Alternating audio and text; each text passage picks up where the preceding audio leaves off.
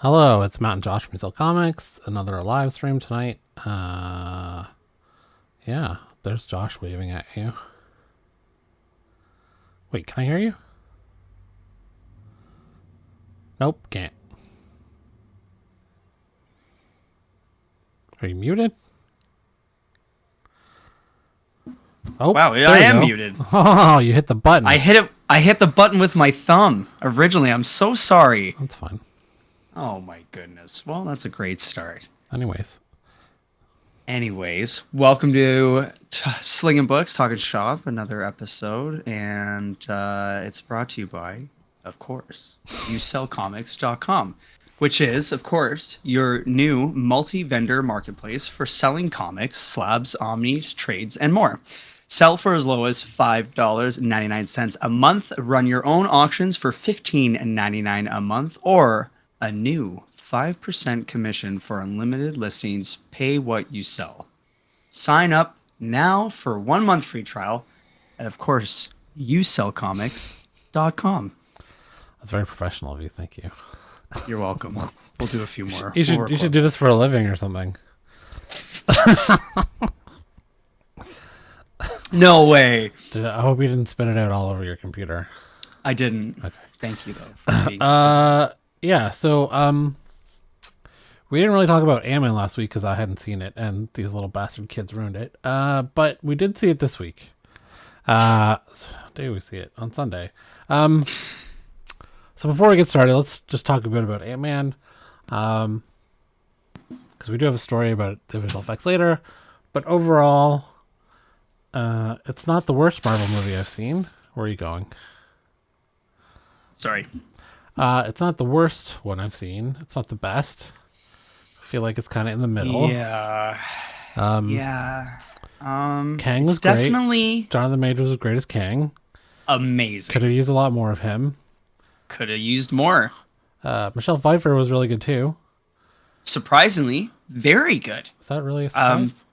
I was surprised because I felt like, I don't know, she gave us some pretty good gusto the last movie, but Yeah. she was only in it for how Yeah. long? And then she was only in and everything else for like a teensy bitty. So then like this one she had to do good. So I don't know, but she did very well. We might get into spoilers when we're talking about the visual effects, which is just like into articles. But Well, I definitely think we have to get into spoiler tiny territory. bit of spoiler territory. All right. Okay, so we'll talk about it in a bit. But first, a new Peacemaker comic series is coming out ahead of season 2. Christopher Smith, Peacemaker, thinks he can be a regular superhero taking down terrorists despite being looked at as a failure. He'll have to save his new four-legged friend in Peacemaker fashion. Guess he has a friend. A dog is a friend. Thanks to John Cena's breakout performance as Peacemaker on the Suicide Squad and HBO Max's Peacemaker, the character has gone from a footnote in DC lore to a bona fide household brand. It's kind of what James Gunn does, Is he takes like lesser known characters and makes them stars, a la Guardians of the Galaxy, Peacemaker, like Suicide Squad, and like Ratcatcher. Yeah, no, I agree. I feel like I'm a little worried that he might get like kind of like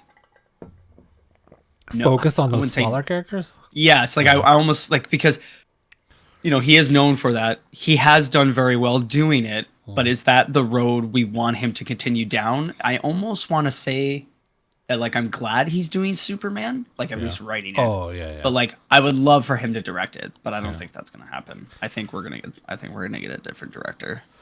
So the character has been a staple in comics for some time now. He's even got his own six-issue series. DC announced via Popverse on Thursday that their Black Label imprint will be publishing a new series titled Peacemaker Tries Hard.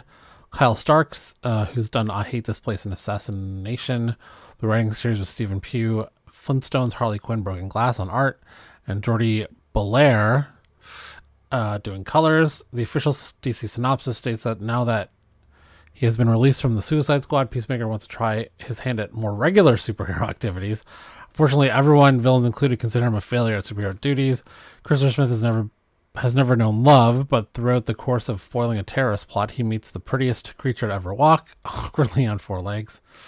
And In her, he discovers the unconditional love he's been searching for his entire life. That is until a supervillain with very unsuperhero or heroic ambitions for Peacemaker's brand of ultraviolence kidnaps the dog out from under him.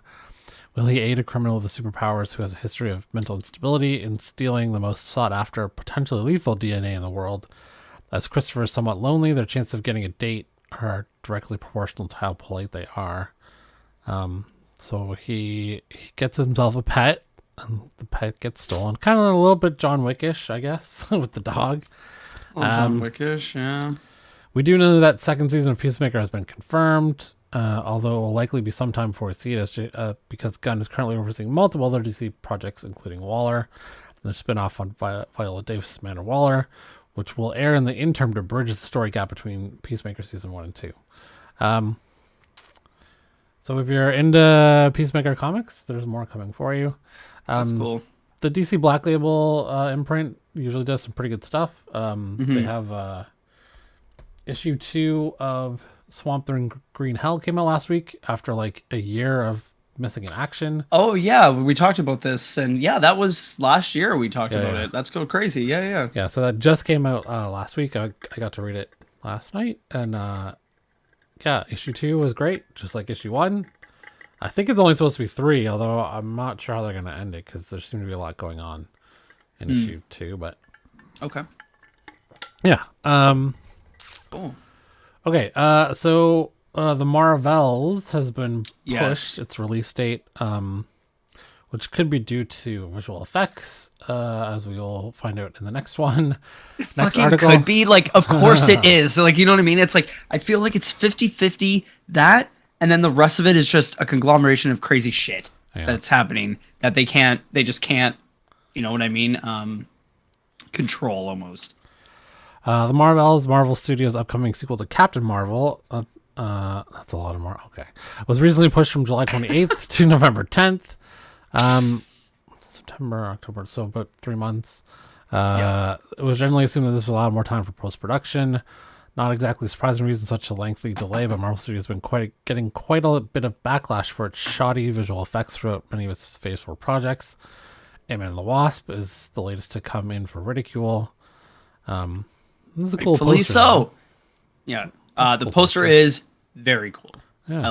I really do like the poster. It's a little like Photoshoppy, a little too Photoshoppy. They're all Photoshoppy now. I guess they are, sure, but I enjoyed this one a lot. I really liked how they did the colors and everything. And I mean, if we want to think about it, we've had Loki go from being a face on, for a poster of a main movie to a TV show. Yeah. Have we had anybody go from the TV to be on a poster of a main movie that's about to come out? Oh yeah, Scarlet Witch, because she was on the poster for. But she was in movies first. So it was true. You never had someone who debuted in TV and has gone. To debut. Yeah, debut. No, I don't think so. Yeah. So they're betting a lot. They're betting a lot on what's her name? Yeah, both of them. Yeah. And what's her name that plays Monica Rambeau has only been in WandaVision, right? Yeah. And didn't she drop? It wasn't even her. It was the one who played her mom. No, the one who played her mom was in Captain Marvel. The one who played. I'm sorry, the one I'm saying who played her mom was in Multiverse of Madness. It wasn't her. So she hasn't even been in anything since WandaVision. Right. That's fucking crazy. So speaking of visual effects, that's crazy. So Antman and the Wasp: Quantumania wasn't actually a big hit with critics, although it's got a good score for audience on Rotten Tomatoes. What's it at now? Because I haven't checked. Antman and Quantumania.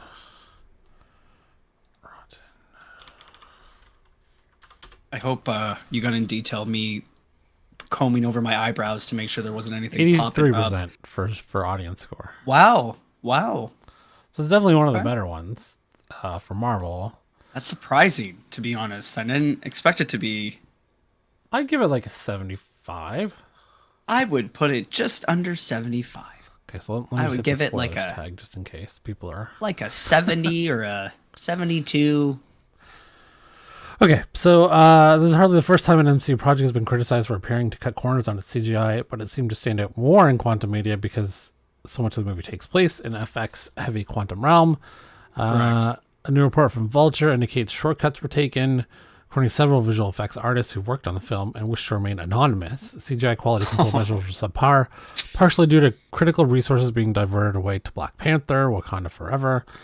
Wakanda Forever took precedence. Crazy. It felt like the higher up and supervisor roles were shifted around to put that on their plates, and there was a smaller team working on Antman, and it was on the back burner, less of a pressing thing. Maybe the director had an idea of what he wanted, but he wasn't 100% clear.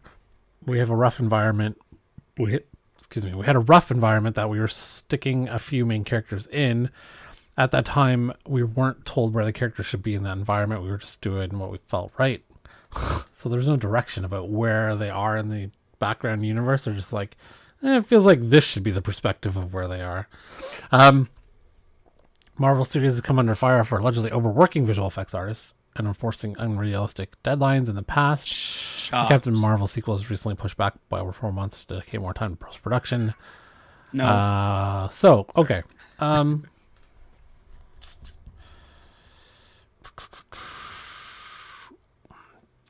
They didn't seem like there was a lot of high stakes in this one.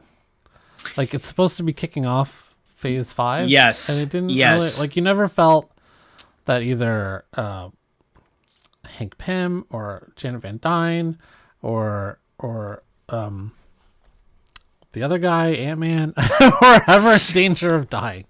Or Cassie. Like, it just didn't, like Kang's presence felt menacing. Yes. But you didn't really get a sense that he was gonna, like, when he said, "I've killed Avengers before." Okay, we'll kill one in this. Like, yeah. Yeah. Was very, yeah. So are we going from CGI to a general? So I saw it on a smaller screen, and I didn't really notice that much terrible CGI. Maybe because it wasn't like blown up in front of my face. Obviously, there's some weird shots with MODOK. Yeah, I mean, they were weird. I really do feel like they were supposed to be kind of weird. And I am sad that that became like a thing. Because I know that in the comics, obviously, he's supposed to be kind of like shoddy, but also he's supposed to be menacing. Yeah. So for me, I was kind of like, well, they picked one over the other a little bit more, obviously, and that's fine. So I was just like, whatever. Obviously, a lot of people didn't enjoy MODOK. I don't blame them. I thought that there was like a few times he was kind of menacing, like scary. And to be honest with you, I did kind of enjoy how they made him look. I don't like how they made him like overly the butt of jokes, like a lot. Is that a pun? Yeah, big time. Okay. But yeah, I was. Other than that, I thought that it was all right. To be honest with you, and I agree that it didn't feel like there was a lot being. I guess. Sorry, there was not a lot at stake. Yeah. So they made it out like that. It felt like that at the beginning. Yeah. And then as it kind of faded because everyone was doing their own thing. And I'm like, okay, like we obviously can't have everybody locked up, but I really anticipated someone was going to get axed other than the battery guy. Like, I don't, you know what I mean? Like, okay. Even though I felt bad. I looked over, I was like, oh, damn it, the battery guy, fuck. But, no one got axed. And then it was like, you know what? I felt like they did change it near the end. Obviously, there was reshoots. I think it got changed big time because originally, if you remember correctly, reading some leaks, and if I remember correctly, they were supposed to be trapped in the quantum realm at the end, I think. And then obviously they were already trapped once before, though. Right. I don't know how, but apparently they were supposed to be trapped again. But yeah, so instead, obviously, they just zap back. So I feel like I feel like they originally had an idea for the movie to have it be extremely like daunting and like people to get cut. Mm. And what happened was I feel like when they announced more and more projects, they anticipated to use more and more of these actors and actresses in those other projects and like kind of either off like axe them in those ones or let them trail off, because how many people are going to show up in different things, right? Like of course Secret Wars and whatever other stuff. Well, so in Secret Wars, Hope, Wasp is in Secret Wars in the comics, in the original comics. Wasp is there. Did Roswell like Ant-Man? No. It was so. No, not on the keyboard. So man. I feel like they kind of took the Patton Oswalt Hulu cartoon version of MODOK. Yeah. He's kind of bumbling. He can kill a few people, but he's kind of a screw up. Yeah. I mean, the funniest part was at the end where he was dying. Yes, I thought that was funny. I didn't think the overall exchange was all that great, but I thought the way that they were going about it was quite funny. Yeah. They could have did it like it was very Ant-Man-y, which is fine. Yeah. But there's just a couple of things. People are saying hello. Jasmine and Sammy are here. Thanks for coming to hang out. What's up? Ant-Man. What's up? Spoiler. Ant-Man spoiler. Yeah, so Jonathan Majors should have had more of, which I felt like was the same with Love and Thunder. Should have had more gore. Absolutely. I'm glad that we're going to get more Kang in the future. The two of the funnest parts of the movie were the end credits. Absolutely, I would say that the post-credit scenes were two of the most exciting parts of the movie, which is again a bummer to say out loud, right? Like it's just like there's so many things they could have did and focused on. You know what I mean? Like you could have went to the quantum realm and it could have been like desolate. It could have been, you know what I mean, awful. It could have been whatever. But at the same time, there was a couple of times where I was sitting there, I was like, oh, this looks cool. And then all of a sudden it's like, these people are on a soundstage, like full on. Like there's just like my state of disbelief kind of was removed almost. You know what I mean? Like you get that initial ooh, and then it's like, oh, yeah, that's right. I forgot. Yeah. So oddly enough, all the Ant-Man movies, I felt like these are fun. They're fine, and they're not the worst. They're not the best. They're just like they're Ant-Man movies. I don't know. It's just it's a weird feeling. So they're enjoyable. I enjoyed my time watching it. I didn't walk out being like Love and Thunder, like, oh man, this wasn't that good. It was totally fine. And Kang was great, and I'm glad to see more of him in the future. So yeah. I also, speaking to visual effects, in the end credits, because you have to sit through all the credits because you're getting two end credit scenes. There must have been like 20 different studios that worked on this, and as someone who has been in, like, we've managed teams. Josh and I in our past have managed teams. Oh shit! Yeah. We have. Oh boy. My wife has project managed teams and products, and there's no way you can manage 20 or 30 different visual effects teams and get a good product out of it. Like there's just so many issues with communication, just having that many people working on it, and then having a friend who does visual effects and knowing that there's so many people that get subcontracted by those companies that get left off the credits, that there could be twice as many people that worked on this movie than in the credits, because those companies subcontract other freelancers to help with visual effects.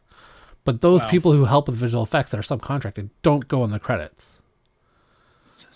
So it's like at some point Marvel's just gonna have to be like, we're gonna have to create our own visual effects studio, like LucasArts did, Lucasfilm with Skywalker Ranch for audio and ILM, and just this is what they do. They can, when they're not working on Marvel, they can get hired by other movie studios to do visual effects, but their main focus. And you know what? That might save them money, but also make a better product. Oh, of course. I think what is happening is they're trying to use the same formula as they did before to continue to make as much money as possible from these movies, and with more haste.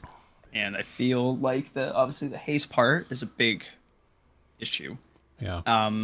But I feel like, again, with Bob Iger coming back, before when he was gone, there was probably a good chunk of time where, there was no one going, hey guys, let's sit down, let's take a breath, let's look at what we got, and then, like, you know what I mean, let's focus on what may be good and what might not be good. And I don't know if, and honestly, man, the writing in some of these movies have been just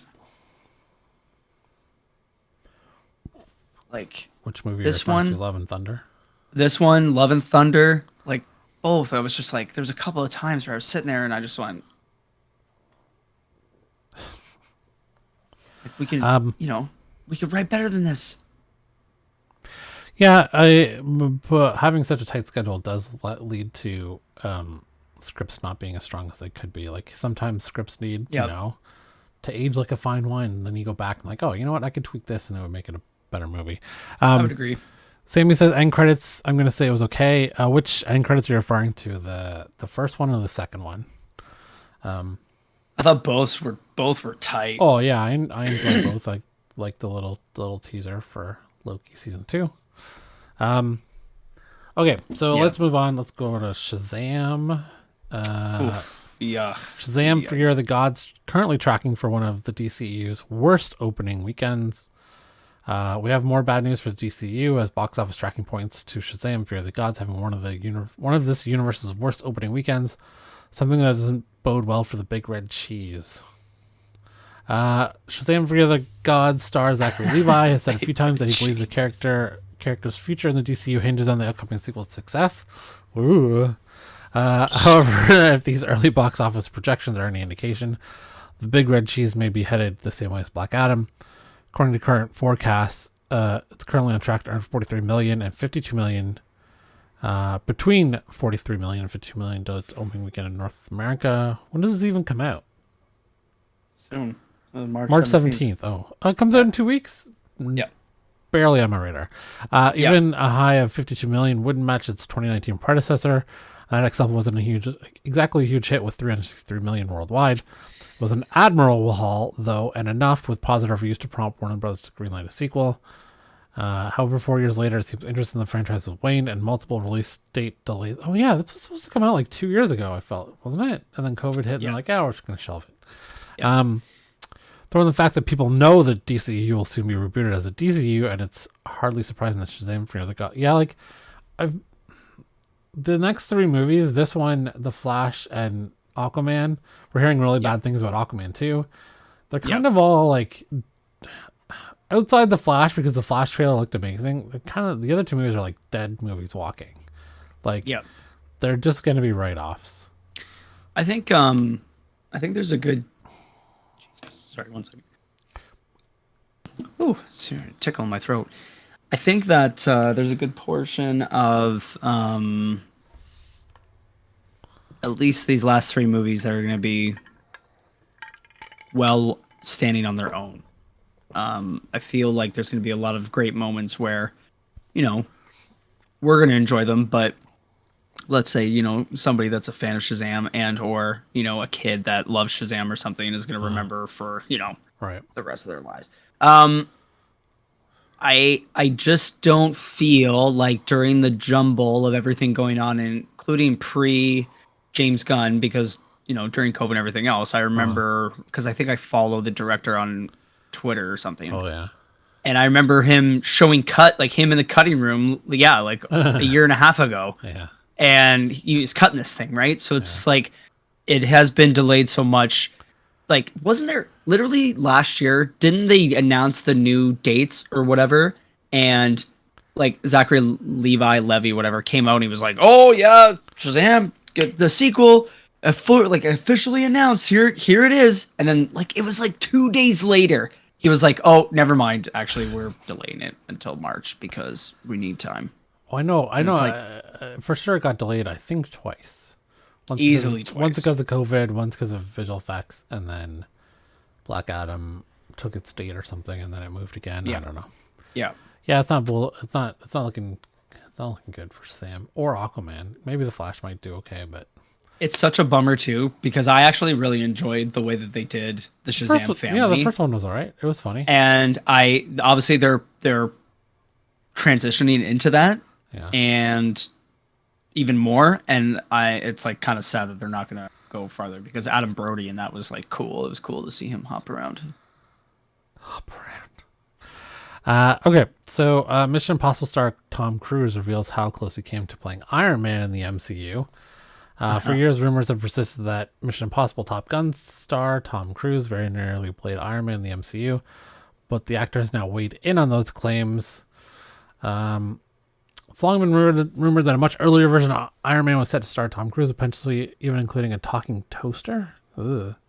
One that would transform into Tony Stark's armor. Unsurprisingly, Morbius and Venom producer Avi Arad was overseeing that project. Oof, it's not a good track record. Though it would later morph into Iron Man movie released in 2008 starring Robert Downey Jr. That was where the MCU began, and while Downey made the hero his own, many fans have been unable to get the image of Cruise as the armored adventure out of their mind. I don't know about that. No. Even last year, there were rumblings that Top Gun's Maverick star had a cameo role in Doctor Strange in the Multiverse of Madness, while theories continues rolling that Cruise will be part of Avengers Secret Wars. Oh, really? This is not going away. In a recently resurfaced interview with Phase Zero, Cruise asked how close he came to playing Iron Man. He said, not close, not close. I love Robert Downey Jr. I can't imagine anyone else doing that role. I think it's perfect for him. As whether he'd be open to playing a superhero, Cruise would add, I look at a movie and I don't rule anything out. What's the story? What's the character? Does it interest me? Do I feel this is what an audience would like to see me in? What can I learn? What can I contribute? That's really how I look at things. Cruise is notoriously picky with his projects. Is he though? Like if it's Mission Impossible he's in, if he can do like a crazy stunt he's in. I don't think he's got like pictures lining up. Like obviously, indie pics and whatever. Sure, they're pining after Tom Cruise, too but expensive for that. Yeah, how would we feel about Tom Cruise playing Iron Man? As a person, okay, so sometimes we talk about it on the show about separating the art from the artist. Sure. He's probably a terrible human being, I'm gonna guess. He's a Scientologist. I'm gonna go with definitely some issues with the way they treat other humans. But I can't say he doesn't make really entertaining movies. Super entertaining movies. So would he have been good as Iron Man?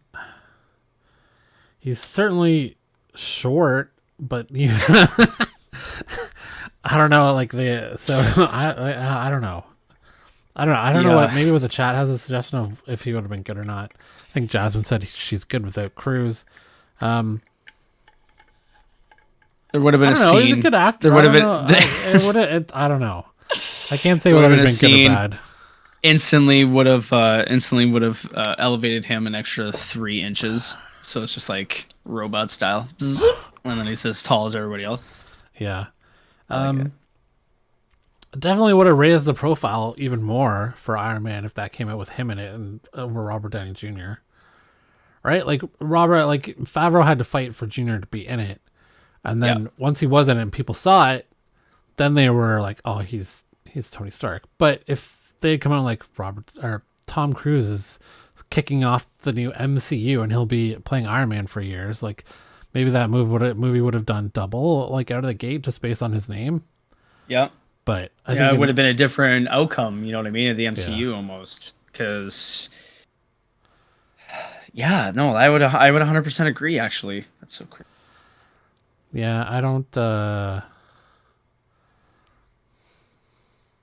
I think it's probably better that we 100% the MCU is better off without him having started it. Sure.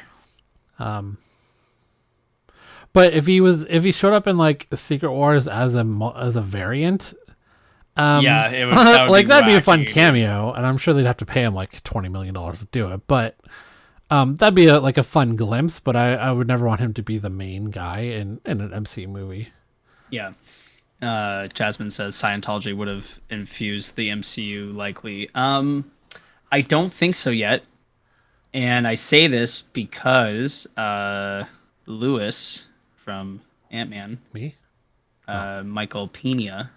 Oh yeah. But he's not. He's not. He's a Scientologist. He doesn't have creative control like Tom Cruise would have. Okay, but what I'm saying is Yeah. is that obviously they haven't. I don't think they've infused the MCU yet, because he also got kicked off of number 3. And I've now rereading this comment saying that it would have infused Scientology into the MCU. Yeah. Maybe, I don't know. Yeah, maybe, I don't know. I don't think he would have had. He would have had Well, maybe. enough creative control to like. Yeah, I think Jasmine's right. He would have enough creative. I'm not saying it would have been overt, but it would have been sprinkled in. And was it confirmed that Michael Pena got booted for Scientology from Ant-Man 3? Where did you read that? I don't know if it was because of Scientology, but I don't think it was for anything else. I'm pretty sure like he said something. But David Meshin, or I have no idea how to say his last name. He wasn't in. I mean, I think he did voices, but he wasn't in it. His character wasn't in it either. And same with the other guy from the Scary Company. I forget his name. Was it T.I.? Oh yeah, T.I. But he. Okay, what? Okay, first off, what the fuck?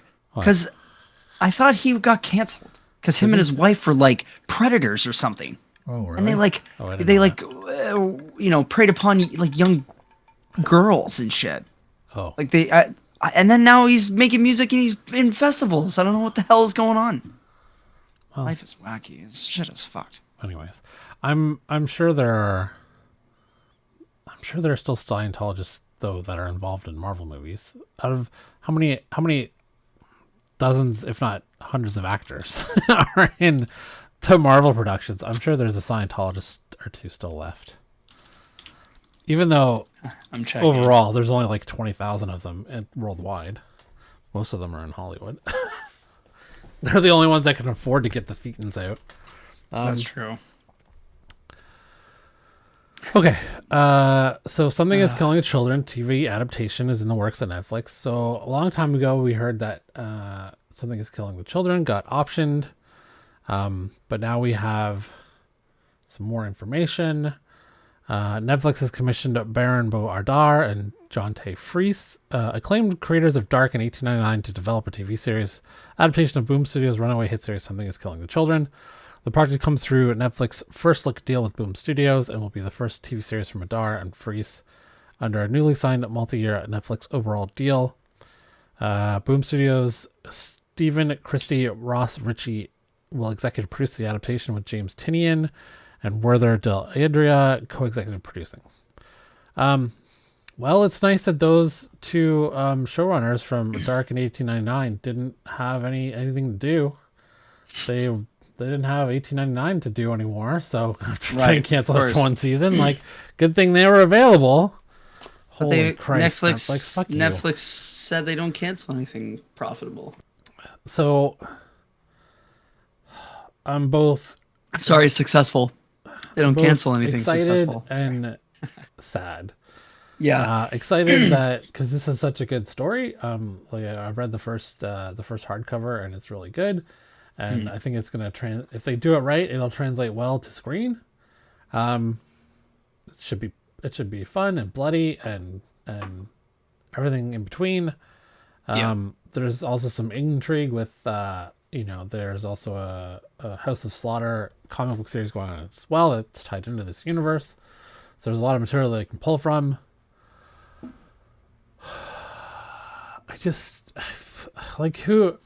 Netflix has made it so that why bother getting invested in this if you're going to cancel it? Yeah, or getting excited. And then in general. they're creating their own demise. So you cancel enough shows that people will not watch something until you announce a second season. And if you don't watch in the first season, they're not announcing the second. Like, it's just, I don't know. Obviously, I'm going to watch the first season. but I don't know if I'll be part of the first week because there's so much other stuff to watch. Like, I don't know. It's hard to get invested in their stuff. I would agree. It is hard to get invested. It's fucking a pain in the ass is what it fucking is. Although a friend did tell me that while $18.99 does leave some stuff open, if it's left as a single season, you could kind of get a finale out of it. So maybe we'll go back, because we only watched 3 episodes and then Reddit was canceled and we're like, we're out. But so maybe we'll go back and finish it. Yeah, it's just like they picked the right people to do it.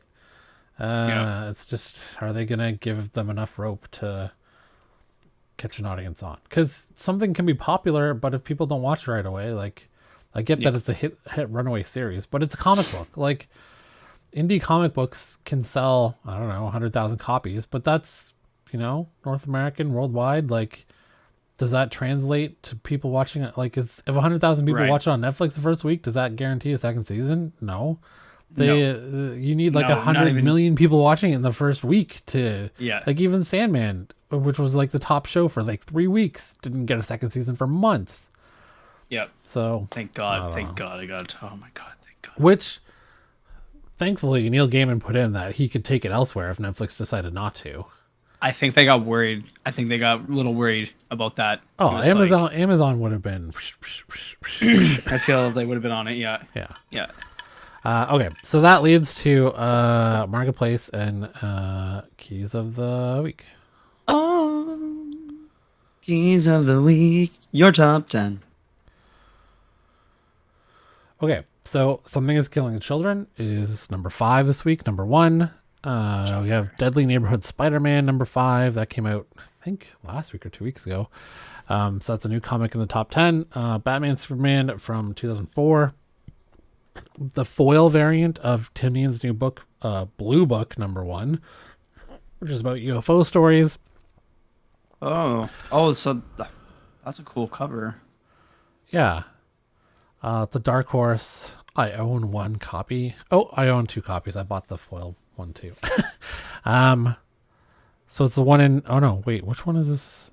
Oh, this doesn't even have. Oh, there it is. The original is the.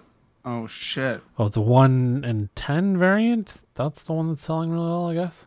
Oh wow. So let's see. So you have Kang Avengers cover. That's not his first appearance. That's just a cover appearance. What's this Fantastic Four one here?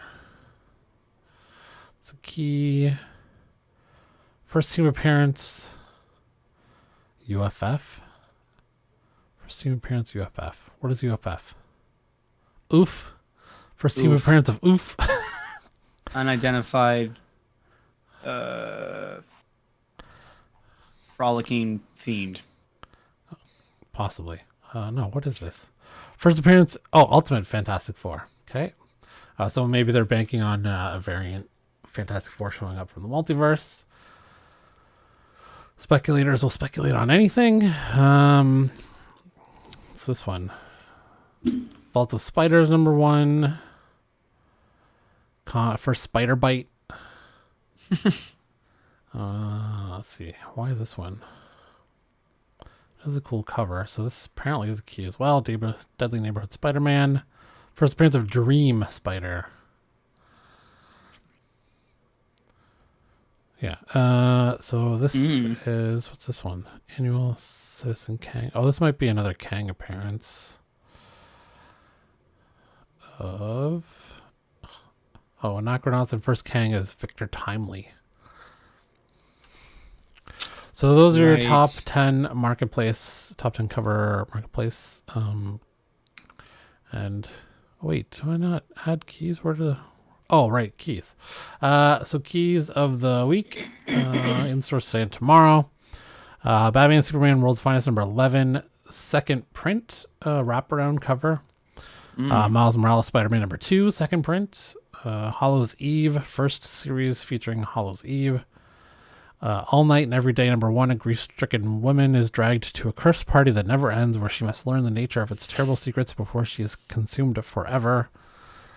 Barbarella, The Center That Cannot Hold, number 1. Barbarella embarks on a desperate quest to find and convince the hidden gates of the galaxy, the architects, that a war with the unnameable will spell the death of every living thing. Deadfellows #1.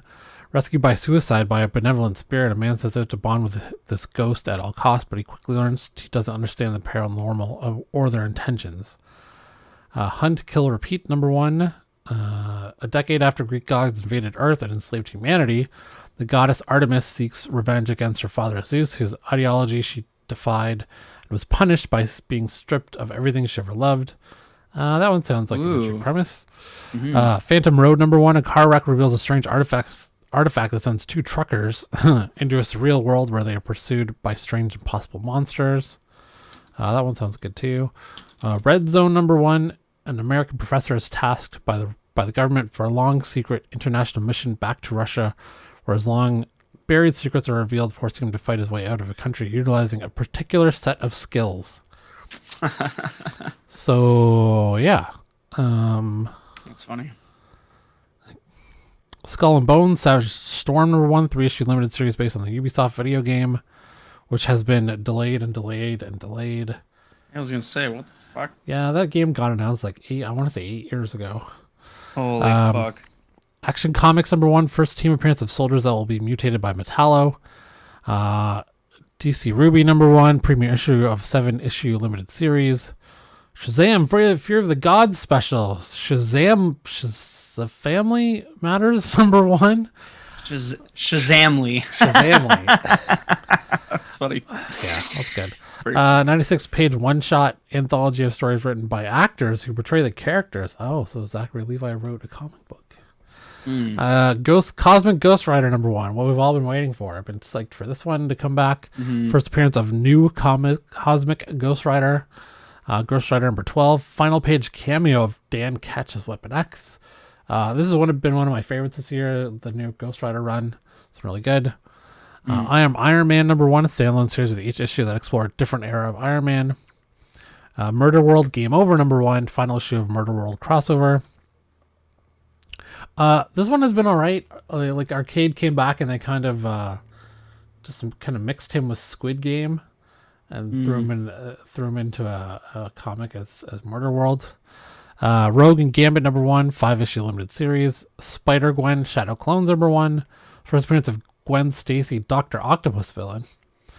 Spider-Man Unforgiven #1, one-shot crossover with X-Men Unforgiven and Captain America Unforgiven in a vampire story trilogy.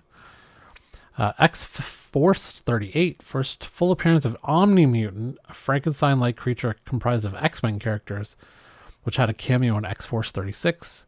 And then we have Detective Comics 1069, variant cover art by Colleen Duran. So those are your keys to work in stores today and tomorrow. Definitely Hunt, Kill, Repeat, Phantom Road. Probably Red Zone I might pick up.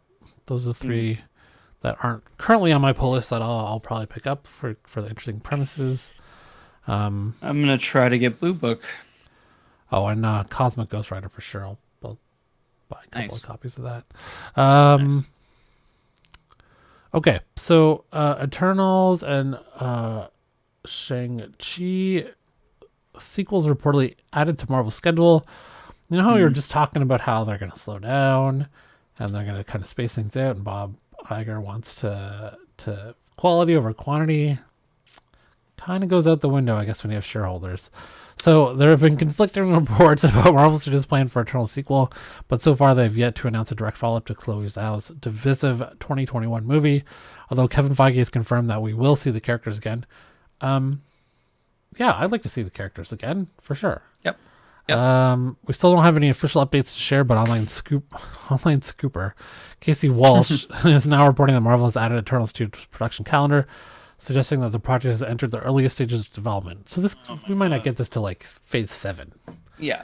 This is like, hey, let's do Eternals 2 and put that in 2028. The sequel to Shang-Chi and the Legend of the Ten Rings, which has been officially named, is also said to be on the schedule. Plot details are still a mystery, but a rumor is claiming that several variants of Antman and the Wasp Quantumania villain Kang will appear. We're not too familiar with this source, so why did you report it then? So If ridiculous. we don't really know who this guy is, and he's Honestly. not. We don't know if he's reliable, but we're just gonna make shit up. Like we make. So much of a stretch that they're taking to try to write articles now. But I love that we get to talk about it. It's perfect. Okay, Stephen Yeun is being added to the MCU. This is good casting. I'm pumped about this. Yeah, I'm excited. He was in, I saw him in a really good movie last year. I think it was. I think it had Oscar buzz too. It was that drama movie. Yeah.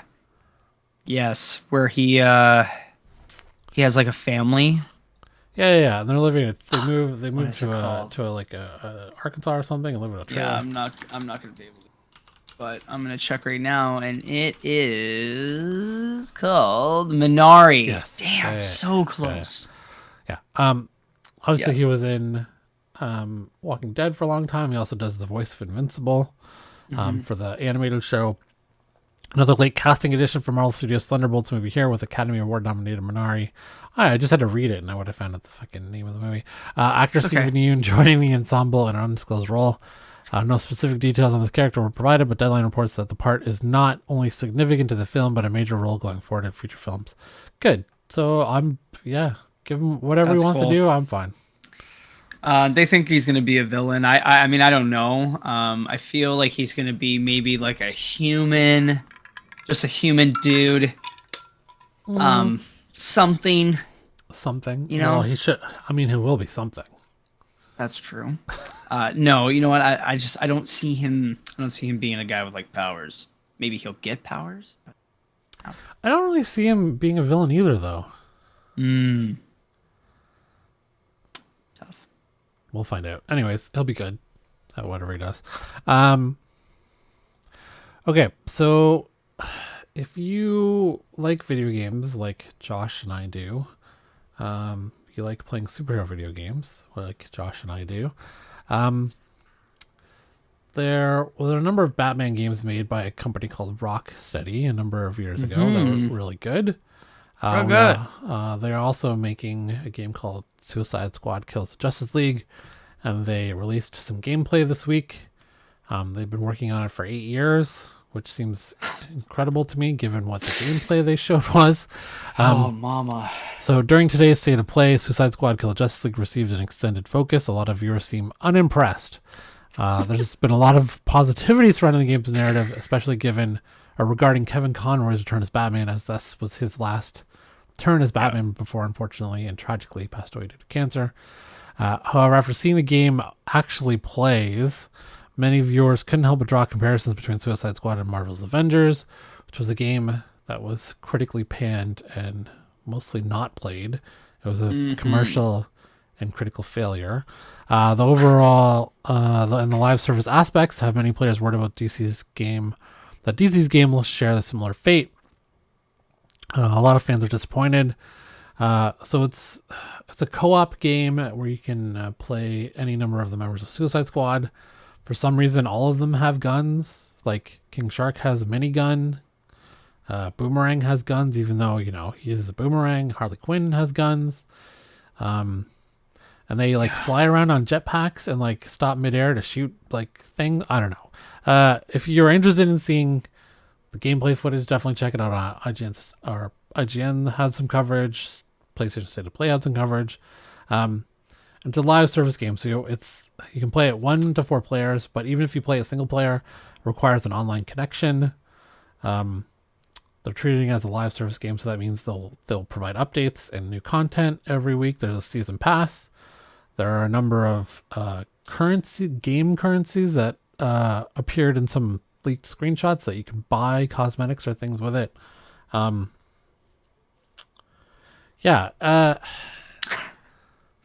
guess it just sucks because I was super looking forward to another Rocksteady game because I love the Arkham games. And 8 years later, they came out with a live service game that is 4 years too late. I would definitely say, the definitely 4 years too late.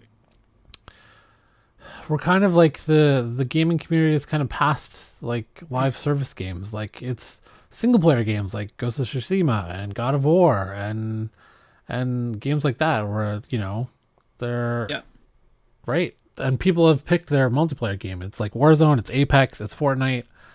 and then there's like a sprinkling of other like rogue or other other types of those games that are underneath it. But like those are the games you stick to. And even Destiny, like Destiny was a huge game for a long time. We played the shit out of it back in the day. We don't really play Destiny 2, but even those fans complain about how much stuff they have to keep up with just for one game of Destiny. So if they're like cramming stuff into Suicide Squad, like no one's, I don't know. It's just, it's kind of like, I agree. Do I feel bad for the developers that Warner Brothers is a terrible company. So I'm sure they were mandated by Warner Brothers. Like, you have to make a live service game. You have to use Suicide Squad and like go do it. Yeah. Right. So that's not necessarily the game they 100%. want to make, but Jesus Christ. Absolutely. I feel, I mean, we can just get down to the nitty gritty. Which is, I would say that pretty much Fortnite and Warzone changed how, games are being developed because, we had DLC beforehand. We had cosmetic buys beforehand. I remember when fucking, what was it? Diablo 3 launch, that was ridiculous. People were spending $400 with the loot boxes. Yeah, like, people were spending $400 on to get weapons, stuff like that. Like, there was something like before that too, where like they were charging like $10 for a gun or something. People were fucking losing their minds. And now, we're at the point where, Warzone made $2 billion over the course of a season of a summer. It's like, they're like, oh, well, if we can even do 1/4 of that, if we can even do whatever amount of that, we're golden. And that's what they're just going to push for. So I think no matter what happens, it all depends on the direction of the studio that's doing it and where the money and the funding, I guess, is coming from. If it's going to be, the WB or something, their intentions are going to be, money, pretty much no matter what. Versus, I think, let's say Elden Ring, the game had no ties to anything. It was a completely secular game. You know what I mean? Like I don't even remember the lore, or did I finish the game? And I spent like 100. I spent like 140 hours, like over 150 hours in that game. Yeah. That's it. Yeah. It's not hard. Yeah. And they spent, I don't know how long they spent making it, but I know that they teased it fucking like in 2014, I think, or in like 2015. So they worked their ass off to release that game. But it just goes to show, if you do it properly with proper intentions, then you get, a winner. Yeah. I don't think that's going to happen. I just don't think it's going to happen. Yeah, I just don't think it's going to happen with games that are related to movies or whatever, because all that intention of, it's got to make this amount of money. Like there's no way, you know what I mean? Like it's got to do this, and how are we going to do this? Well, then we got to make it an online service. They've been developing for 8 years. It's got to be a pretty big budget for them. They need to make back. I feel like it gets to that point too, where it's the cyberpunk-esque, version of, it's been in development for 8 years. Yeah. They've been talking about it and writing it for 4 years or 5 years. And then it's like, oh, they just started coding it 3.5 years ago. It's like, guys, silly. I mean, if we're going to trust CD Projekt Red to fix Cyberpunk 2077, which apparently they've done some pretty good work on it since it came out. Maybe Rocksteady will take the feedback and do it, but I don't know. Like it just seems the core gameplay is just entirely missed the mark. That it's not going to be good. Anyways, okay. Marvel just revealed a new Wild Avengers team. A wild new Avengers team debuted in the final issue of Savage Avengers. The series writer David Prepose and artist Carlos Magno has been pretty different from the typical Avengers team fans may be used to. Instead of heavy hitters like Iron Man, Captain America, Hulk, and Thor, the Savage Avengers lineup featured Elektra, Cloak, Dagger, Anti-Venom, Black Knight, Weapon H, Miles Morales, Deathlock, and even Conan the Barbarian. Their Avengers have taken the Savage Avengers to Marvel's 2099 future, where another team is eventually assembled that includes some pretty wild additions. So this has spoilers for anyone who is currently reading Savage Avengers. Jesus. So let me just put the spoilers tag on. Nice. So the 2099 version of the Avengers roster includes Spider-Man 2099, Ghost Rider 2099, Strange 2099, Bloodhawk, La Lunatica. Together, they're able to change the tide and defeat Ultron once and for all in the final issue of Avengers, Savage Avengers. So that has come to an end. Savage Avengers. This is like the third or fourth volume they had just restarted it. So there was 12 issues of this one, but before that, the previous one I think had 28. Damn. So I guess we may get another Savage Avengers coming in the next year or two. That's pretty Marvel cool. seems to like to do 1 to 12 and then reboot it, whatever. So, okay. So X-Men news. I don't know if this is really news. X-Men star James Marsden is still waiting for Kevin Feige to reach out to come back as Cyclops. I don't think it's gonna happen. I like James Marsden. He's good in the Sonic movies. He's usually like he was fine as Cyclops. He wasn't really given a whole lot. Like he was stiff in that movie, and Cyclops can be stiff. Cyclops is stiff. Yeah, 100%. But I think we're kind of like maybe he'll show up in Secret Wars as a variant or something, like an old man Cyclops In the background. Yeah. Okay. Last one of the night. X-Men 97 rumored to run for as many as 4 seasons. Best first news. Episode's still set for 2023, so it looks like we're getting it this year. I don't know. It looks like it's going 4 seasons. So X-Men animated series debuted in 92 and ran for a total of 76 episodes. The show's hit with fans of comic books and delivered a near perfect take on the mutant team. Still resonates today. Marvel Studios is revisiting the franchise in the upcoming Disney Plus revival X-Men 97, with the most of the original cast returning to pick up where the series left off. Needless to say, excitement for this one is building quickly, but with some MCU TV shows reportedly being pushed to 2024, will the X-Men 97 be among those delayed by the House of Mouse?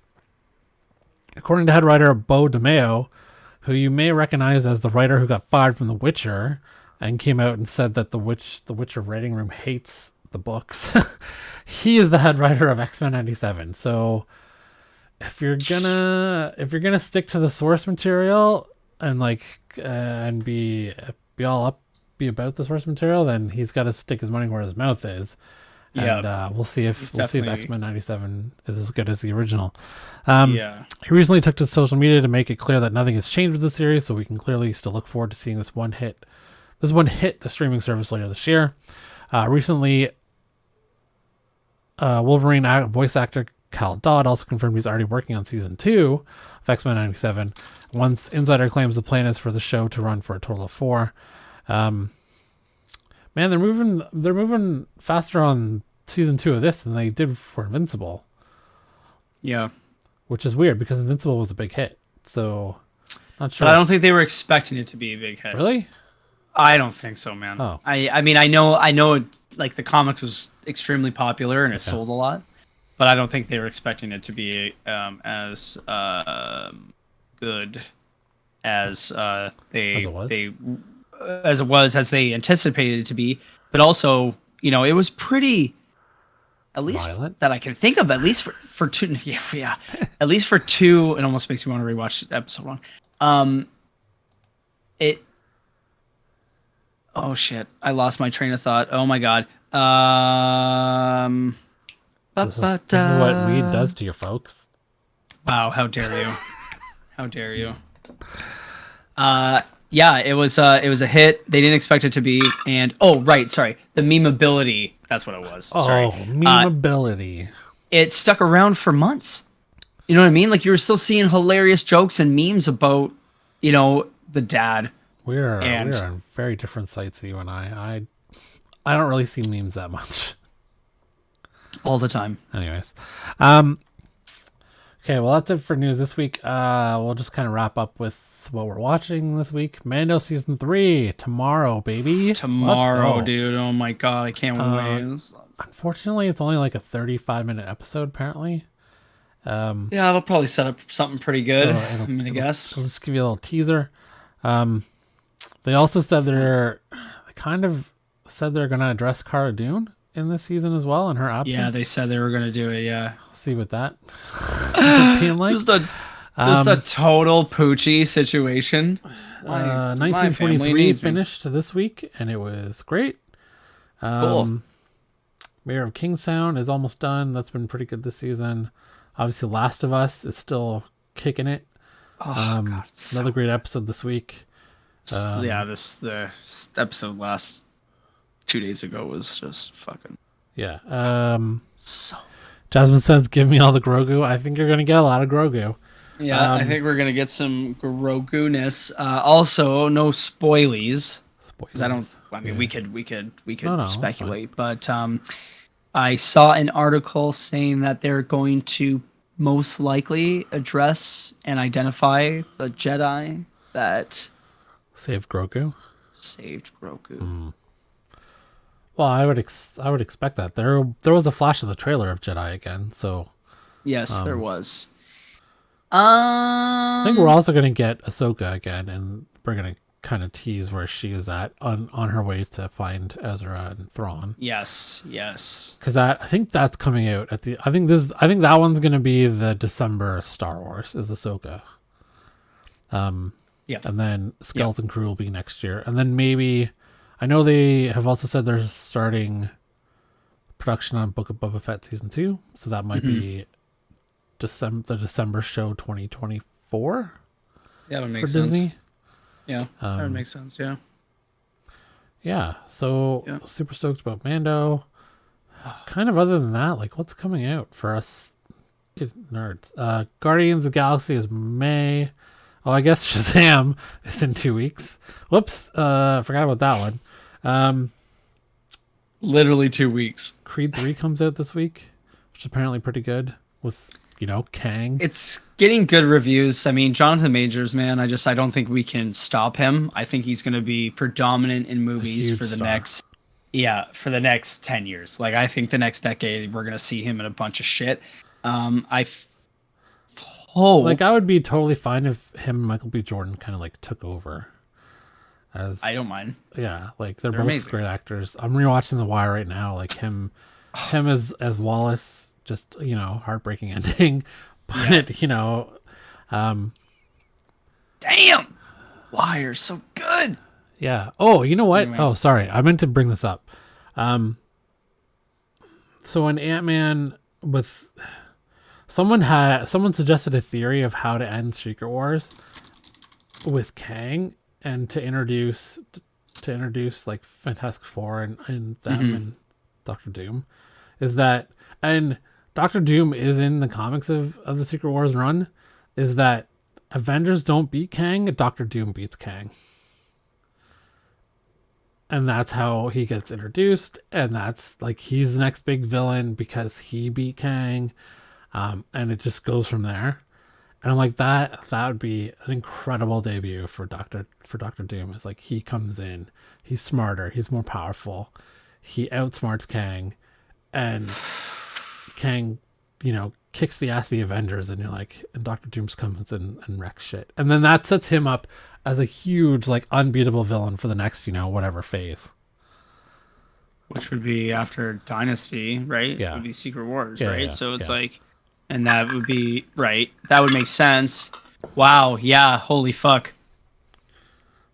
And then maybe he leads into, like he does for a phase, and then he leads into, I mean, you can't do Apocalypse right out of the gate for X-Men. No, there's no way. I don't know who you do. Like, you can't do Onslaught either. Like, Sorry, you know what? I just remember there's a rumor right now that they're pondering around the idea of introducing Galactus in Fantastic Four, and that's in 2024, right? Oh, Galactus is in Secret Wars as well, the comic. Right.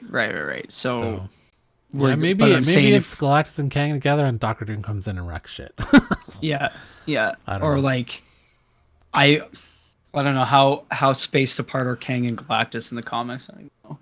Well, Kang is a time traveler. He can show up whenever. Sure. Anyways, I just thought that was like a cool suggestion by someone that it could really work as an introduction to Doctor Doom as the next big villain for the next phase. I like it. And Rex Kang. But anyways, so everyone, thanks for watching. We appreciate it. Next week we'll be announcing the winner of the Thor #6 signed Donny Cates variant. So if you happen to sign up on Usell Comics for any account, doesn't matter if it's buyer or seller, you're entered in the contest. Even if you were previously signed up, you're still in the draw. So anyways, hit like, subscribe if you haven't done that already, and thanks for watching. We'll see you next week.